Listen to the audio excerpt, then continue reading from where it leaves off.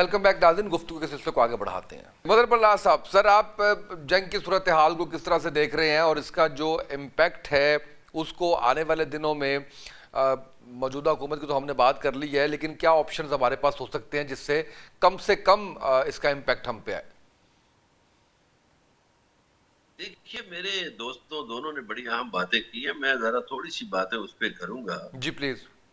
कि एक तो देखिए, ईरान ने 36 दिनों में किसी से माली मदद नहीं मांगी। ईरान ने किसी से कोई दूसरी इमदाद भी नहीं मांगी। ईरानी सियासतदान या ईरानी ब्यूरोक्रेसी के इंतजामिया के लोग अपने मुल्क से नहीं भागे, और बल्कि जो बैरूनी दुनिया में ईरानी थे वो भी अपने मुल्क के दफा के लिए वापस आ गए। इसका अगर मुवाजना अमेरिका से किया जाए तो अमेरिकी सदर तो रोज मदद मांगता है, कभी फ्रांस को गालियां देता है, कभी बर्तानिया को, कभी किसी को, कभी स्पेन को गालियां देता है, रोज कहता है मेरी मदद करो। ईरानी तो किसी से शिकवा नहीं करते, उन्होंने तो मदद मांगी नहीं। अब मदद कौन मांगता है? कमजोर। तो इसका मतलब है अमेरिका बहुत कमजोर है। ये बात जो डॉक्टर हसन जफर साहब ने की ना, ये बड़ी अहम है कि अमेरिकियों के पास टेक्नोलॉजी बड़ी पुरानी है। ये चाइना इनको मात दे चुका है भाई। अब 2026 जा रहा है, इनके पास 1970-80 की टेक्नोलॉजी है। ये टेक्नोलॉजी में पीछे चले गए। अब पाकिस्तान ने भी जो 2 जंगें जीती हैं हाल में, वो चाइनीज टेक्नोलॉजी की बदौलत जीती। उसमें उस टेक्नोलॉजी का बड़ा किरदार है। फिर ये प्रॉक्सी वार की बात जो आपने की, देखिए ईरान प्रॉक्सी वार का बड़ा माहिर है, और पूरे मशरिक वस्ता में जितनी ये तंजीमें हैं, इनको सबको कासिम सुलेमानी देखा करता था। मैं कासिम सुलेमानी से और हसन नसरुल्लाह साहब से बड़ा, दोनों शहीद हो गए लेकिन मैं उनको बहुत जानता हूं, इसलिए कि मेरे दोस्त है अलामा राजा नासिर अब्बास, वो इनके क्लास फेलो थे, वो कुम में पढ़ते रहे इकट्ठे। तो कासिम सुलेमानी को इसलिए शहीद किया गया था कि कासिम सुलेमानी ने उनको परेशान कर रखा था, क्योंकि कासिम सुलेमानी दर्द सर बना हुआ था इसराइल के लिए, हम्म। कि जितनी ये तंजीमें थी उन सबको कंट्रोल करता था और इसराइल को बेबस कर रखा था। अब ये 3 मुल्क जो है वो जंग बंद नहीं होने दे रहे। 2 मुसलमान अरब मुल्क हैं और एक इसराइल है। इनको सोचना चाहिए। खास तौर पर मैं ये जो 2 अरब मुसलमान हुक्मरान हैं, इनको सोचना चाहिए कि भाई जंग बंदी कितनी जरूरी है। अगर इनके पानी के सिस्टम को खराब कर दिया तो 10 करोड़ लोग जो हैं वो पानी से महरूम हो जाएंगे। अभी आपने हुर्मस की बंदिश हुई है तो जो 97% शिपिंग है खत्म हो गई है, और 50 लाख टन के करीब खाद फंसी हुई है, बीज फंसा हुआ है। दुनिया में अभी फूड क्राइसिस बहुत आएगा, हमें भी सामना करना पड़ेगा बहुत सी चीजों का। देखिए हमारे पास एलएनजी के 9 जहाज आते थे जो नहीं आए। 12-13 तारीख को हमारे पास गैस का बुरहान शुरू हो जाएगा, और फिर आपकी औरतें जो हैं वो लकड़ियां जलाएंगी, और लकड़ियां पाकिस्तान में है नहीं इतनी, हम्म। कहां से आप करेंगे? आपके पास मसाइल ही मसाइल हैं। आप मकरूज मुल्क हैं। मैंने पहले अर्ज किया, जो गुफ्तगू मैंने पहले की, कि इनके पास कोई मंसूबाबंदी नहीं। मैं इन पे क्या तबसरा करूं? ये नलायकों का टोला है इस वक्त बैठा हुआ, अपनी अपनी दिहाड़ियां लगा रहे हैं। यानी उन्होंने कहा वो पेट्रोल महंगा करके हम दिहाड़ी लगा लेंगे, कोई बंदा कह रहा था। हम्म। उसने कहा जो बिल्कुल खत्म हो गया। उन्होंने कहा फिर हम एक मियां साहब हैं उनके साथ मिलकर इलेक्ट्रिक गाड़ियों में दिहाड़ी लगाएंगे। तो ये तो इस इन खतूत पे सोचते हैं, ये कौमी खतूत पे सोचते ही नहीं। और इसीलिए ताकतवर हल्कों को भी कहना पड़ा कि अच्छी गवर्नेंस नहीं है। गुड गवर्नेंस तो एक क्वेश्चन है ना पाकिस्तान में। वो इनके बारे में अब क्या कहूं। बिल्कुल सही सर। बा- जी बिल्कुल बिल्कुल ठीक है। उस्मान बड़ाई साहब, सर ये बताइएगा, जैसे अभी आप बात कर रहे थे कि ईरान के जो पॉइंट्स हैं मुज़ाकरात के लिए वो सब के सब वैलिड है, कोई अमेरिका के भी इतने पॉइंट्स उन्होंने दिए हैं, कोई उसमें भी आपको वैलिडिटी नजर आई है कि ये वाकई कोई मुज़ाकरात करना भी चाहते हैं? क्योंकि जो अल्टीमेटम ट्रंप ने दिया, उसने कहा जी मैंने 10 दिन का टाइम दिया था, अब नया हुर्मुज़ खोलने के लिए अब वक्त बड़ा कम रह गया है, और फिर वो धमकी दी जिस जिस तरीके से उनकी एक आदत भी रही है। लेकिन कोई संजीदगी, कोई ऐसा एक भी पॉइंट जिसके ऊपर हम डिस्कस कर सकें, बात कर सकें कि जी ये उनकी तरफ से बात ठीक आई है, इसके ऊपर ईरान को मान लेना चाहिए? जी मेरे ख्याल में नहीं, पूरा डॉक्यूमेंट जो है वो सरेंडर का डॉक्यूमेंट है। वैसे हम्म। लगता है कि एक तासुर जो है ना हर सूरत के अंदर कायम करना चाहते हैं कि ईरान जो है हारा हुआ, थका हुआ, डरा हुआ जो है वो मेज़ के गिर्द बैठा है। और वो तासुर किसी सूरत के अंदर नहीं देना चाहते ना वो पहले, बल्कि मुझे लगता है पहले जिस हद तक वो कंप्रोमाइज़ कर चुके हुए थे जनीवा मुज़ाकरात के हवाले से, जो खबरें बाहर आ रही थी, माननीय वजीर खारजा ने बाद में लिखा कि deal was with in reach. लेकिन जिस तरीके से वो अपना क्या कहते हैं जेरेड कुशनर और स्टीव विटकॉफ जो थे, जिन्हें कहा जाता है कि वो एसेट हैं इसराइल का, उन्होंने सबुटाज किया इन मुज़ाकरात को, उसके बाद तो कोई गुंजाइश नहीं है। और याद रखिए इरानियन जो है पूरे अरेबियन पेनिनसुला के अंदर सबसे ज़्यादा समझदार, आईक्यू के हिसाब से अगर मैं आपको बताऊं तो 2025 का डाटा कहता है दुनिया में आईक्यू के लिहाज से वो 7वें नंबर पे हैं और अमेरिका 21वें नंबर के ऊपर है। तो ये सोच लेना कि जो है इरानियन जो है वो स्मार्ट नहीं, चीज़ों को समझ नहीं सकते, वो नेविगेट कर रहे हैं चीज़ों को और उन्हें पता है वो जंग सर्वाइव करेंगे। और यही कैलकुलेशन उनके उस स्टांस को शेप कर रही है जो जंगबंदी से मुतल्लिक है, मुज़ाकरात से मुतल्लिक है या रिटेलिएशन से उसका ताल्लुक है।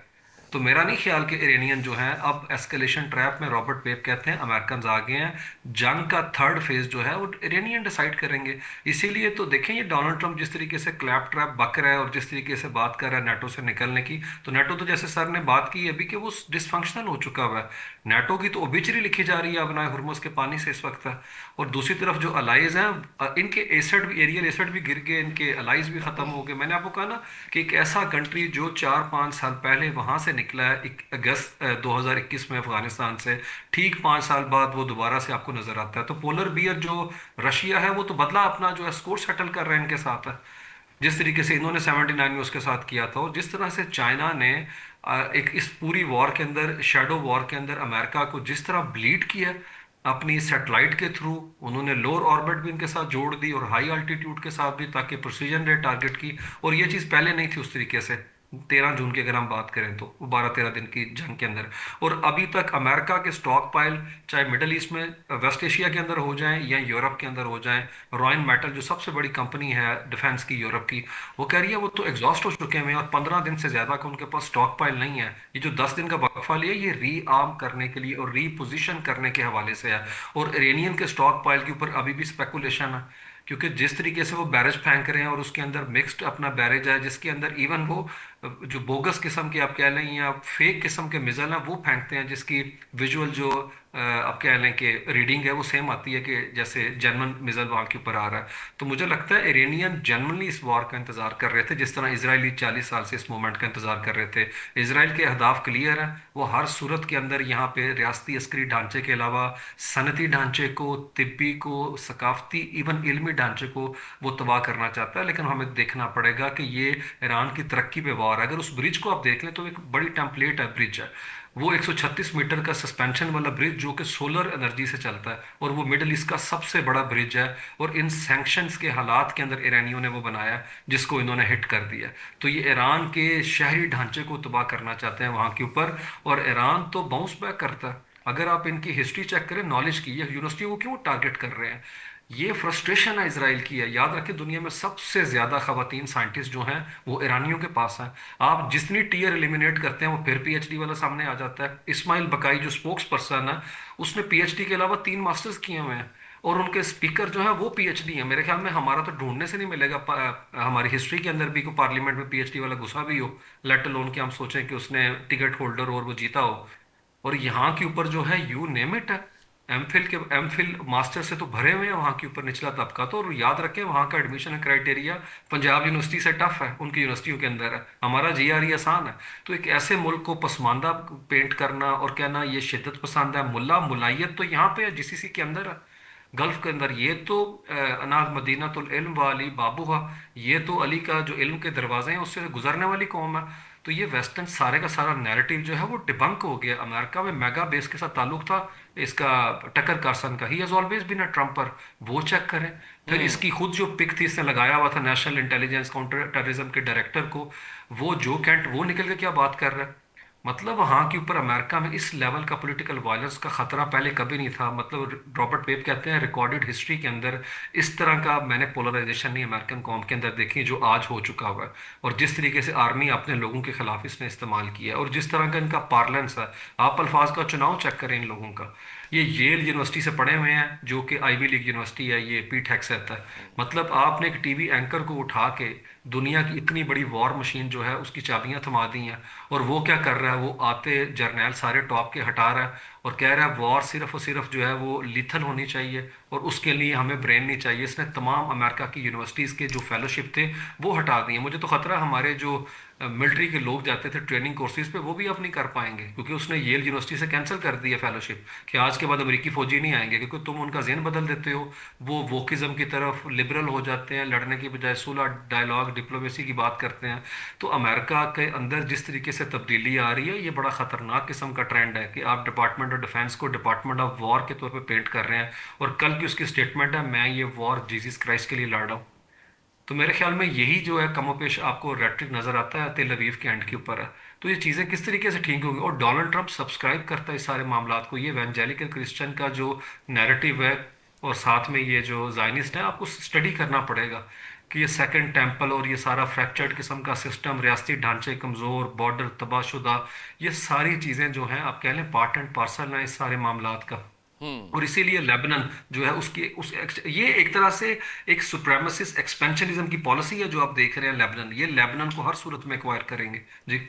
बिल्कुल सही है। अच्छा, मैं डॉक्टर जफर साहब आपसे जानना चाहूंगा कि यूएस के अंदर से भी तो आवाज़ें उठ रही हैं, यूएस सिटीजन भी इसके हक में नहीं है और इसके ऊपर बड़ी बात की जा रही है, तो उसका कोई इम्पैक्ट आएगा ट्रंप पे? और दूसरा, ट्रेडिशनली तरीके से तो अभी तक कोई कसर नहीं छोड़ी ट्रंप ने। फिर ये कहना कि मैं आग बरसा दूंगा, जहन्नुम की आग बरसा दूंगा, इसको किस तरह से इंटरप्रेट किया जा सकता है? देखिए, रैट्रिक एक चीज होती है जिसको पंजाबी में बढ़ के मारना कहते हैं। जितनी मर्जी मार लें, मैं तो देखें बयानात तो 2 घंटे बाद नए आ जाते हैं, तो बयान पे क्या तबसरा करें, उससे क्या हासिल होगा। बिल्कुल सही।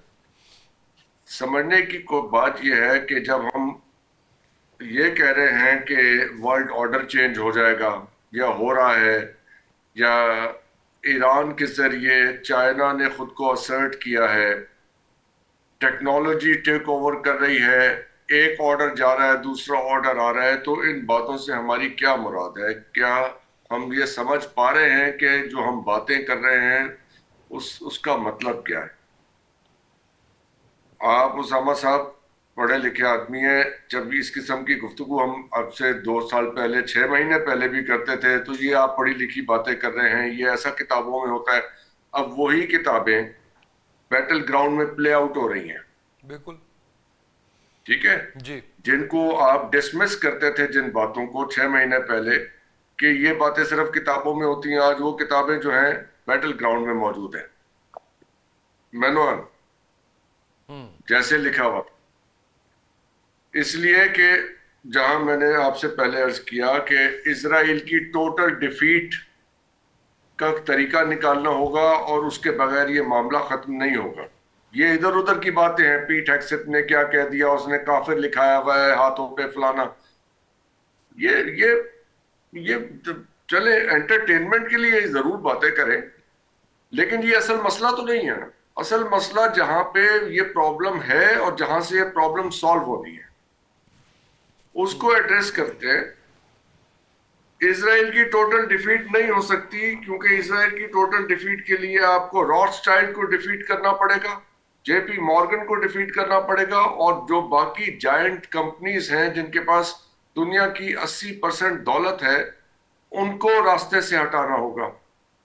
ये है 240 साल का ऑर्डर, इंडस्ट्रियल एज से लेके आज तक का, उस तफसील में नहीं जाते। आज तफसील यह है कि उन कंपनीज की इन्वेस्टमेंट रशियन ऑयल में भी है, उन कंपनीज का पैसा चाइना की सारी इंडस्ट्री में लगा हुआ है। तो क्या ये पावर्स जिनको हम कह रहे हैं कि ये आके डिफीट करेंगी दूसरे ऑर्डर को, तो क्या वो पावर्स इन कंपनीज को भी डिफीट करेंगी? देखें, ये हम कोई ईरान की तारीफ करके उनका दिल जीत सकते हैं, लेकिन ये तारीफें और आपस में खुशगपियां लगाने से रियल कोर इशू एड्रेस नहीं हो रहा। ये कोर इशू है। अब देखना यह है कि वो कौन सा पॉइंट आएगा जहां पे जाके ये सारे मामला चैलेंज होंगे इनएविटेबली। अभी जो मामला चल रहा है कोई छोटा मोटा मायदा जंगबंदी का होगा, ये मामला ठंडा पड़ेगा, उसकी फिर वायलेशन हो जाएगी 2-4 महीने बाद, फिर एक नेक्स्ट राउंड खेला जाएगा। ये हम असेस कर रहे हैं ना, उसकी तफसील छोड़ दीजिए, जब आप पूछेंगे मैं बता दूंगा कि ये असेसमेंट कैसे की है। नवंबर से पहले प्रेसिडेंट ट्रंप को जो आपका जो ओरिजिनल सवाल था, ये राउंड खेलना पड़ेगा क्योंकि उन्होंने आगे इलेक्शंस में जाना है, तो वो कोई तमगा सजा के जाएंगे ना अपने सीने पे। फिर नवंबर से पहले ये मामला ठंडा करना पड़ेगा क्योंकि इलेक्शंस हैं। नवंबर गुजर जाएगा तो उस इलेक्शन का आफ्टर मैथ आएगा जो कि गालिबन ये हार जाएंगे। अब जब नया सेटअप आएगा अमेरिका में, तो वो इसको कैसे प्ले आउट करेगा इस सारे सिस्टम। यानी प्रेसिडेंट तो यही रहेंगे, लेकिन अगर कांग्रेस इनके खिलाफ खड़ी हो गई इस जंग के, तो फिर वहां क्या सूरत हाल होगी। सो दो चीजें साइमल्टेनियसली चल रही हैं, पॉलिटिक्स चल रही है और इकोनॉमी चल रही है। लेकिन ये ना भूलिए कि जब आप कह रहे हैं कि अमेरिका के अंदर आवाजें उठनी शुरू हो गई हैं, तो ये पार्लियामेंट्री सिस्टम भी इसी फाइनेंशियल स्ट्रक्चर को सपोर्ट करने के लिए 200 साल पहले बनाया गया था। जब मैंने 250 साल की बात की, 240 साल की, तो इसी स्ट्रक्चर को सपोर्ट करने के लिए ये पार्लियामेंट्री सिस्टम का भी निजाम लाया गया था, जिसके खिलाफ बात करना समझें कि ब्लास्फेमी थी। अब से 6 महीने पहले पार्लिमानी निजाम चला जाएगा, खुदा जाने क्या हो जाएगा। आप अपने मुल्क में देख लीजिए, यहाँ पे जब हम कहते थे कि भाई कोई मुतनासिब नुमाइंदगी की बात कर ले, कोई मेरिटोक्रेसी की बात कर ले, कोई फौज और सिविलियन और दूसरे फोर्सेस मिलके कोई स्ट्रक्चर बना लें, तो ओहो, यहाँ क्या होता था। आप पार्लिमानी निजाम के खिलाफ बात कर रहे हैं, जैसे हमको ब्लास्फेमी कर रहे हैं। समझ रहे हैं? यानी कि इस यानी जो पार्लियामेंट्री सिस्टम या वेस्टर्न डेमोक्रेसी का एक यूनिवर्सल निजाम बनाया गया, उसके खिलाफ बात करना मतलब जान जोखिम में डालना था। ये स्ट्रक्चर्स क्या डिसमेंटल होने जा रहे हैं जब हम कह रहे हैं कि ऑर्डर चेंज हो रहा है, वर्ल्ड ऑर्डर चेंज हो रहा है, या नया निजाम आ रहा है, या अमेरिका का निजाम खत्म हो रहा है और एक नया निजाम।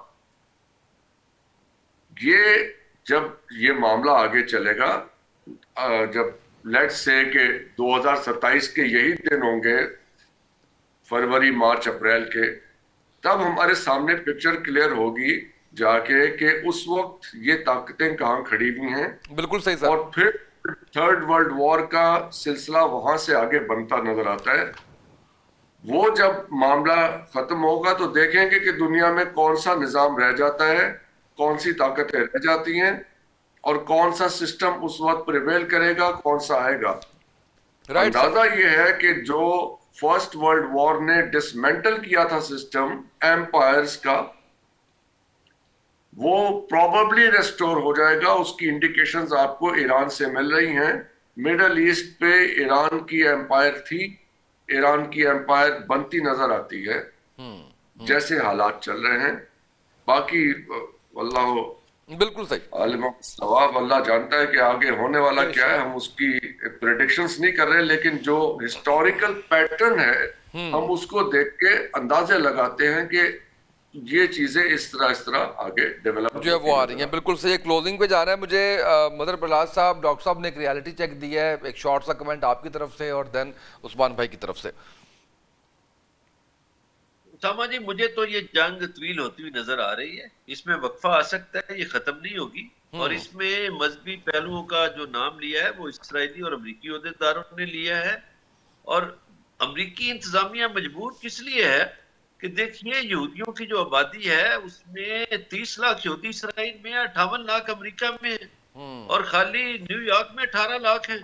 और अमेरिका में जो फैसला करने वाले लोग हैं वो 69% वो हैं जो इसराइल के हामी हैं, जो इसराइल को चाहते हैं, ग्रेटर इसराइल बनाना चाहते हैं। तो मैं तो इस जंग को खत्म होता हुआ नहीं देख रहा, जंग तवील होगी। राइट, बिल्कुल सही। उस्मान साहब, आपका आखिरी कमेंट सर। जी डेफिनेटली, इसमें कोई शक नहीं, वक्फे वक्फे से चीज़ें जारी रहेंगी, लेकिन अमेरिका के अंदर जो यहूदी हैं उनके अंदर भी बड़ी पोलराइजेशन पाई जाती है। देखिए, उसकी आबादी के बावजूद वहाँ से हमने देखा न्यूयॉर्क का मेयर जो है वो मुंतखब हुआ, और जो कोमो हैं उन्हें उस इंतखाबात के अंदर शिकस्त हुई। तो इसके अंदर आप ये भी देखें कि अमेरिका के अंदर जो है वो पोलराइजेशन जो है वो सिविल वॉर के अंदर जा सकती है। और ये हमारे कमेंट नहीं, वहाँ के अंदर जितने पोलिटिकल राइट साहब, कमेंटेटर बिल्कुल कह रहे बिल्कुल हैं ठीक हो वहाँ गया पे सूरत उस्मान भाई। हाल ऐसी बिल्कुल सही, क्लोजिंग पे डेवलप। जाना है। बहुत शुक्रिया उस्मान साहब आपका, डॉक्टर साहब आपका शुक्रिया, वैसे साहब आपका शुक्रिया। नाज़रीन, आज के प्रोग्राम से इतना ही, इजाज़त दीजिए, अल्लाह हाफिज़।